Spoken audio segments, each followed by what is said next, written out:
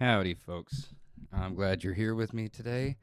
Today we are going to be taking a look at the internals of Voxy. Now, the biggest thing is with this amp is this is my main amp, man. This is my baby.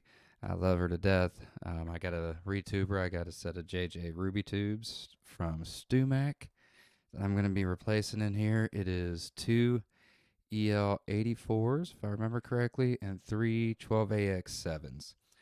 So I'm going to go ahead and open her up here. I'm going to also be showing you guys a little bit of the internals and stuff too that we're going to be working on here. I'm going to show you the speaker as well. This has the Creamback in it versus the Greenback. So I hope you guys are going to enjoy doing this. I don't see too much out here on some of this internal stuff, so it'll be cool to kind of break into it and show you guys what's going on here. So hope you guys stick around and enjoy.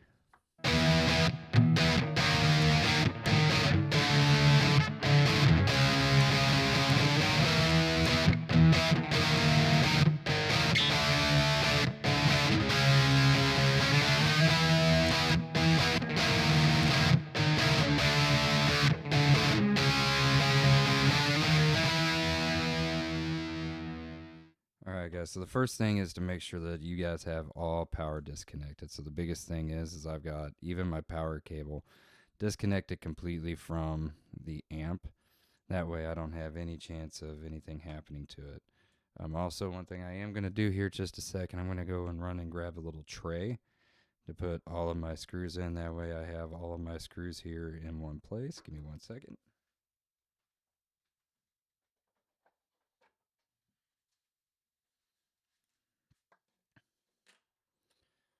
All right, so there's my screws. So reason why we're doing this a little bit today, a little bit differently, is for one, I don't see too much on the internals and doing tube switches on these AC15s, kind of going in a little bit into depth of them. Talking about some of the things that you can do, the capabilities within these.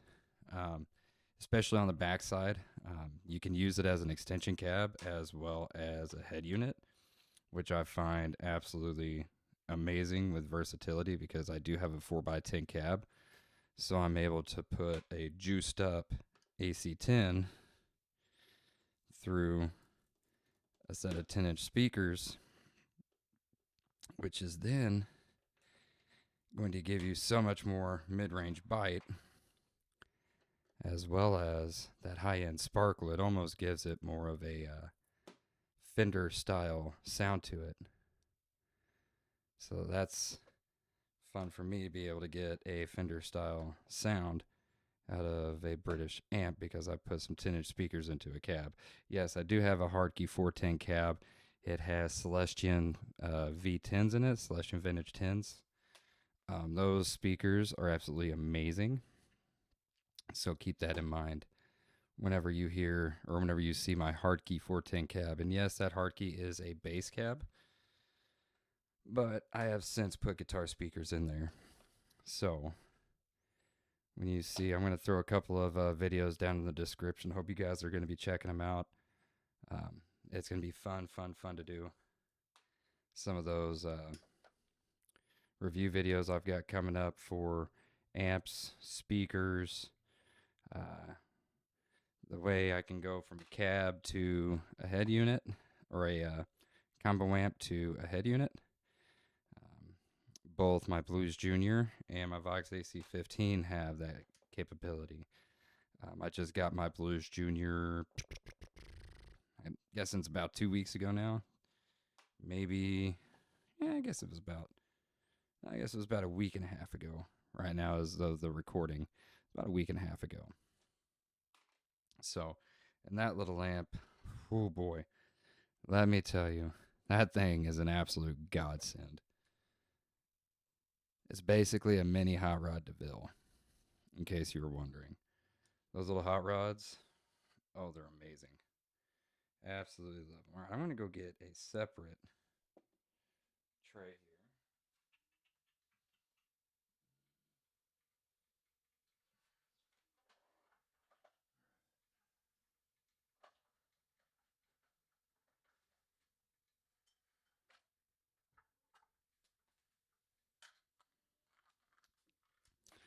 I do this to help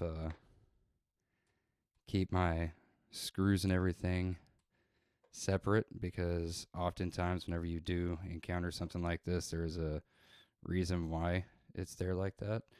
Typically there's going to be some sort of support, I'm guessing, behind this particular portion of the amp. But no, we got our first show is coming up. I'm waiting on final details. It's either going to be December 27th or December 28th. I do not know yet exactly which day. So we're looking to maneuver some of our dates and potentially our venue. I'll be putting links to the Facebook page and the YouTube page down below as well. There's nothing on the YouTube page as of right now, but we are planning on trying to get some recordings here soon of us, some video of us practicing. That way you guys can kind of see what we're up to, as well as the rest of the venues that are looking to hire musicians. Right now, let's see here. We've got several different artists that we're looking to cover. We got anywhere from Cody Jinks and Chris Stapleton to Pink Floyd, Pearl Jam,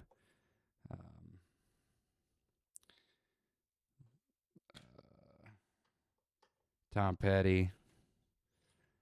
I mean, it's gonna be a great time. So.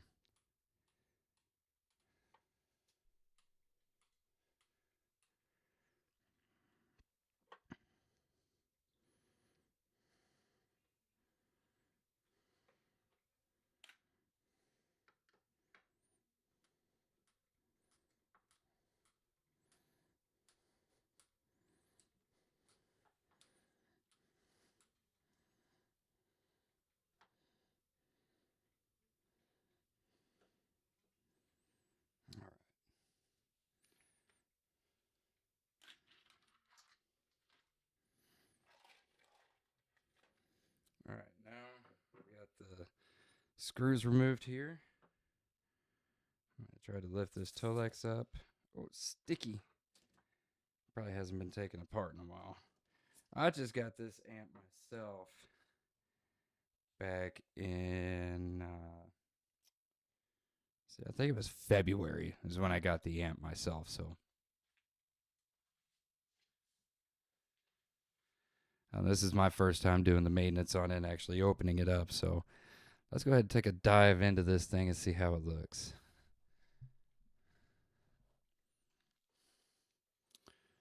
So here's the wiring diagram. These Vox AC15s, man. And the foot switch that you see there is the one just to activate the tremolo and reverb. And here's all the capacitors and everything in here. Super clean, man. I mean, it's super clean. Here's what you actually use to select your impedance to go for an extension cab or an external speaker. That's actually really handy because you can utilize both the 12-inch plus whatever your cab, or you could just go straight to your cab. The extension speaker, I believe, is strictly 16 ohms. Don't quote me on that, but I will double check.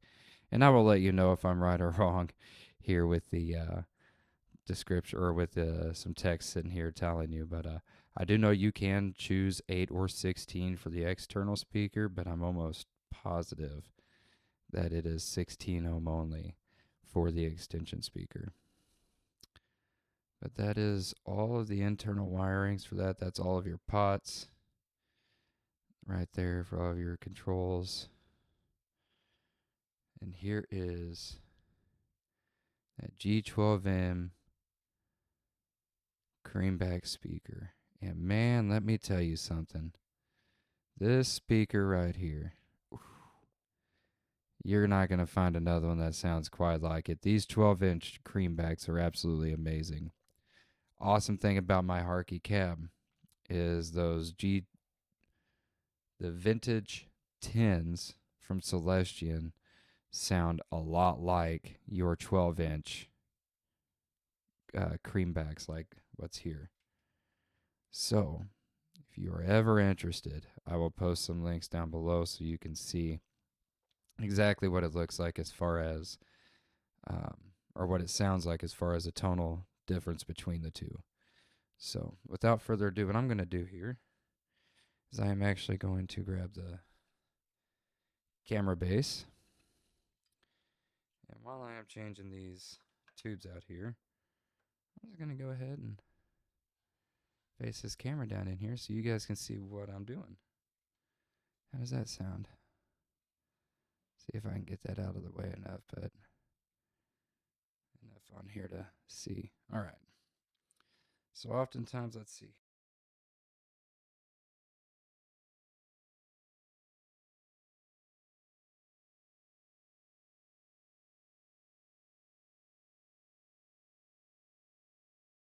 Just pull these off here.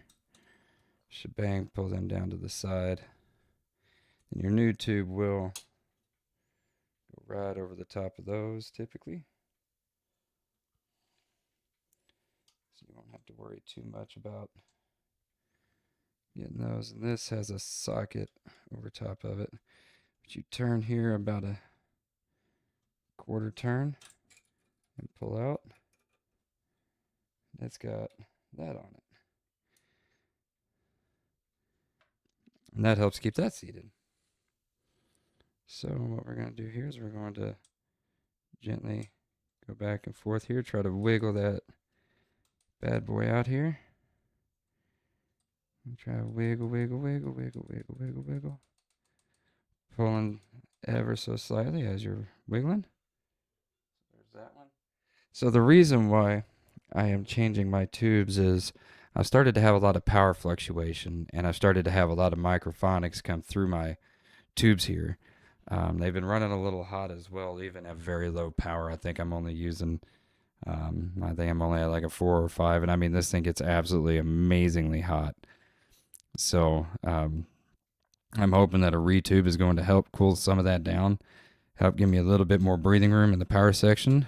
I would imagine it's going to. JJ's Ruby tubes are usually pretty good. So, now this thing I will swear up and down by a Vox AC15 with any guitar that I've thrown at it. Humbuckers can get a little bit muddy, but that's to be expected with humbuckers. There's not a lot you can do, unfortunately, with humbuckers. Oh, come on, bad boy. Get out of there.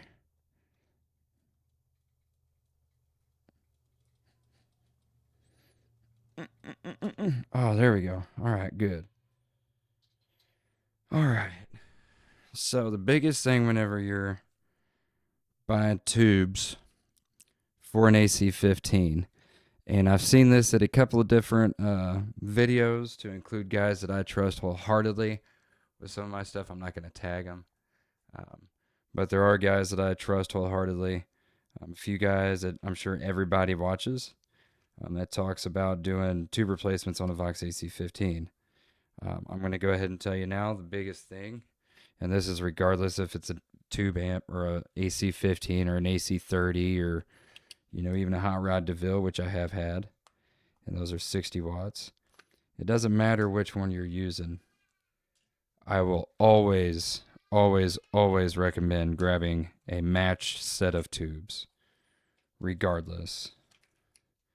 Just because it makes it a lot easier whenever it comes time for biasing if you have to bias. Now, I'm not going to say all Vox AC15s, but the ones recently manufactured anyhow.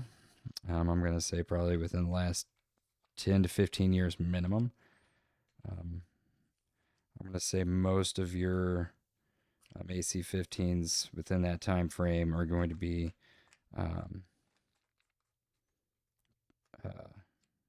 self-leveling as far as your power tube section goes, which means make sure you buy matched sets, because otherwise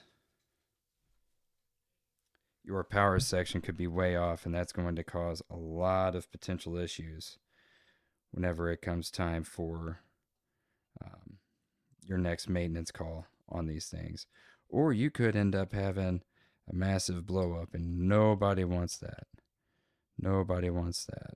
As you see, what I'm doing here is I'm lining it up, make sure it's lined up, and then I'm just gently pushing it in there, trying to get it to seat little by little. That way I don't crack the vacuum tube. I don't want to do that. I just want to make sure I've got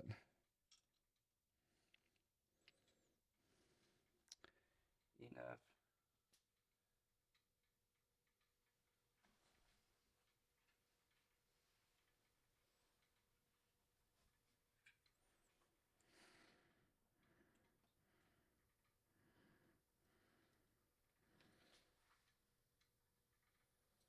All right, I do believe I've got enough contact there.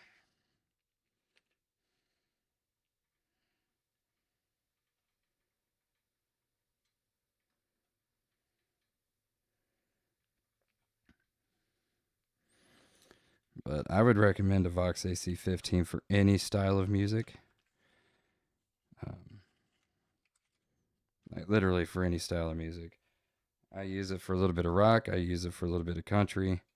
I use it for literally a little bit of everything, man. It's such a versatile amp. The tonal variations you can get out of this, and again, it could be just the fact that I've got the 12-inch Creamback in here. But the amount of extra low end that I get out of this thing, absolutely amazing. Absolutely amazing. So here's the 12AX7 that I'm using, the Ruby tubes. JJ's Ruby tubes. Distributed. Well, it says by Magic Parts, but I got mine through StewMac as a set of tubes for a Vox AC15. Now, what I will do, however, is the old tubes aren't bad. I don't want to give you guys that impression. It's just I was having some power fluctuation that I wasn't happy about. And I don't know when the last time the tubes were serviced on this amp. So I just decided to go ahead, service the tubes, get new tubes on here. And then if I still have those issues,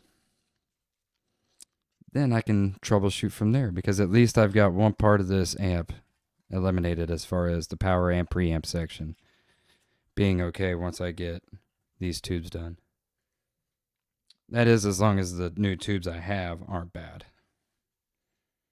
There are very few times that happens where you get a brand new set of tubes and you get a tube that's bad.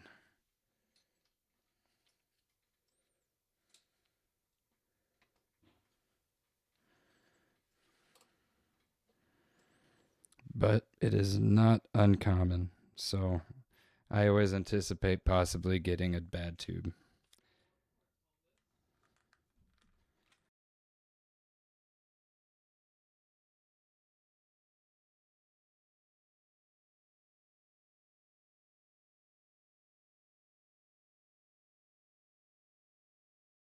So now that this one's a little hidden, just got to kind of play a game. I looked at it to see where it was going to seat first.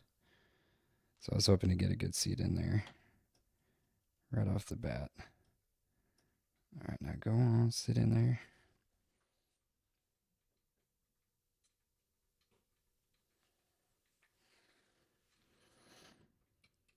All right, now I'm going to put the sleeve back on it.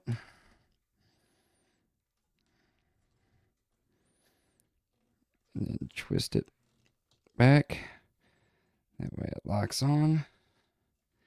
And there we go. That is the maintenance done on these tubes. As you can see, those are all seated very nicely up in there. Very snug, very snug. Biggest thing is making sure they are very snug, because if these things aren't snug, they could wind up vibrating out in the middle of you playing. And that wouldn't do anybody any good. So that's the reason why they also come with these brackets And sometimes just these down here like the tube sockets. So I hope you guys have enjoyed this. I will be putting together a new video for what this actually sounds like now with these new tubes versus how it sounded with the old tubes. That way I can show a tone variation, because there will be slight differences. May not be noticeable by the naked ear. It might be something you guys have to put headphones in for, but I'm excited to show the tonal difference between the two so we can all see for ourselves exactly what these are. I can't tell exactly what tubes these are. I believe, let me pull out one of these power tubes real quick. It looks like they may be the stock tubes maybe that come from, I don't know. Could be stock tubes, I would imagine. Either that or just a cheap set of tubes. I don't really know. But I am putting them back in the boxes. That way I know that I have at least a backup set of tubes if absolutely necessary. Because you never know when you might need them. I do have an extra set of tubes from my AC4, which I believe is 2 EL84s and 2 EC34s, maybe? I can't remember right offhand. But yeah, I hope you guys enjoyed this. I hope you guys look forward to my next few videos I've got coming up on my amps and my cabs. I'm going over the speakers and everything else, and even giving you guys an inside look at the internal workings and the wiring diagrams and such of these amps, and diving a little deeper into some of the features that some guys don't really talk about a whole lot.